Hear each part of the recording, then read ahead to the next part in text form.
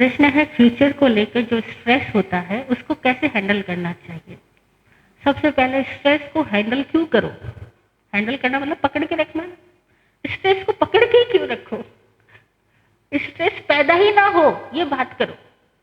पहले आप कह रहे हो मैं स्ट्रेस तो रखूंगा, अब मुझे ये बताओ पकड़ के कैसे रखें। वही पकड़ के कैसे रखना, तो ला दो अपने ऊपर, अच्छी तरह से ला दो, अच्छी तरह से सजाओ अपने ऊपर। लेकिन हमें स्ट्रेस को हैंडल नहीं करना है, स्ट्रेस को लाना ही नहीं है। होता क्यों है स्ट्रेस, खोजो पहले क्यों होता है स्ट्रेस, हकीकत में बताओ। देखा देखी लोग सब स्ट्रेसफुल है इसीलिए आप स्ट्रेसफुल हो, लोग सब फ्यूचर को सोचते इसीलिए आप सोचते हो। और जो लोग सोचते हैं ना उनको जरा पूछो तुम्हें पता भी है कि तुम्हारा कुछ फ्यूचर है भी कि नहीं है, कल जियोगे कि मरोगे, कुछ पता भी है, पूछो उनसे जाकर के। सब बेवकूफों की दौड़ में हम भी बेवकूफ बने जा रहे हैं, लोग सब धकाए जा रहे हैं। बेटा कल को सोचो, कल को सोचो, और जो कह रहे हैं ना उनको खुद को ही अपने कल का नहीं पता है। क्यों सोचना कल का, जीवन कहाँ है, ना बीते कल में है ना आने वाले कल में, जीवन आज में। और सारा आज को क्यों बर्बाद कर रहे हो उस कल के लिए जो कभी आया ही नहीं और कभी आएगा भी नहीं। तो फ्यूचर को लेकर स्ट्रेस हैंडल करने की बजाय हम तो कह रहे स्ट्रेस रखो ही मत, पैदा ही मत होने दो। और जो लोग आप में पैदा करवाते हैं ना उनको बोलो चुप। ऐसी बातें सुनने का मेरा पचकान है।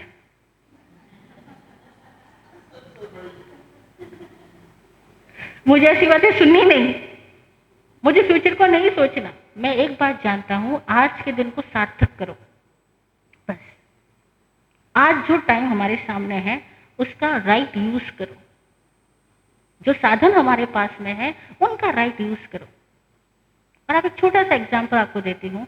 आप एक पिता हो, आपके 2 बेटे हैं और आप दोनों बेटों को कुछ कुछ संपत्ति का हिस्सा दे देते हो, ठीक है। और एक बेटा रोज अपनी संपत्ति को फ्यूचर के लिए पकड़ के रखता है, लेकिन कभी ना खाता है, ना खिलाता है, ना हंसता है, ना हंसाता है।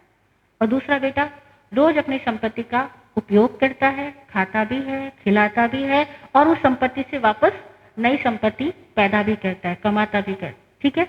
आपको दोनों में से कौन सा बेटा अच्छा लगा, समझदार लगा? किसके घर जाना पसंद करोगे? जो न खाता है, न खिलाता है, न हंसता है, न हंसाता है, रोज ये सोचता है कल क्या होगा, आज खा लिया तो पैसा खर्च हो जाएगा तो कल क्या खाऊंगा। ऐसे के पास जाओगे? नहीं जाओगे ना। परमात्मा भी स्ट्रेस रखने वाले के पास नहीं आता। क्यों स्ट्रेस रखते हो? पत्नियां बहुत स्ट्रेस दिलाती है, वो कहती है तुम कुछ करते नहीं हो, तुम्हें पता नहीं बच्चे बड़े हो रहे हैं। अरे यार बच्चे हो रहे हैं तो बड़े भी तो होंगे। अब बच्चे बड़े हो रहे इसकी कोई टेंशन है, और ना बड़े हो तो टेंशन देगी कि बच्चे बड़े ही नहीं हो रहे, टेंशन करो। तो वो जो पत्नियां स्ट्रेस देती है ना उनको शांत, बच्चे खुद ब खुद बड़े होते हैं। और जब ये बड़े होते हैं इनके लायक चीजें इनको खुद ब खुद मिलती है ना। कोई बीज पेड़ होता है तो कौन स्ट्रेस लेता है? प्रकृति खुद सारे काम करती है, समयानुसार उन्हें हर चीज स्वयं मिलती है। हर व्यक्ति की योग्यता उसके भीतर है, वो अपनी योग्यता लेकर आया है। शंका क्यों करते हो? शंका है आपके मन में अपने आप की अयोग्यता को लेकर के, अपने परिजनों के प्रति कि वो लोग अयोग्य है, तो आप फ्यूचर के लिए स्ट्रेस लोगे ना। हम कहते हैं शंका ही मत करो। शंका नहीं होगी तो तनाव भी नहीं पैदा होगा, शंका नहीं होगी तो कांक्षा नहीं होगी, और कांक्षा नहीं होगी तो तनाव नहीं होगा। तो करना क्या है? आज के दिन का सार्थक उपयोग करो। अगर आपको आज में जीना आता है आपको फ्यूचर का कोई स्ट्रेस हो ही नहीं सकता। हमें तो नहीं होता भाई, हमें कोई स्ट्रेस नहीं होता फ्यूचर का। क्यों? क्योंकि हमें यह पता है कि हर दिन हमें जीना आता है, और हर दिन जीना आता है इतना काफी नहीं है क्या? हर पल जिसको जीना आता है उसके लिए काफी है, उसको आगे को क्यों सोचे? वो सोचे जिसको आज नहीं आता, जिसको आज नहीं आता उसको कल आ जाएगा, इसकी क्या गारंटी? जिसको आज नहीं आता उसको कल आ जाएगा, इसकी भी कोई गारंटी नहीं है।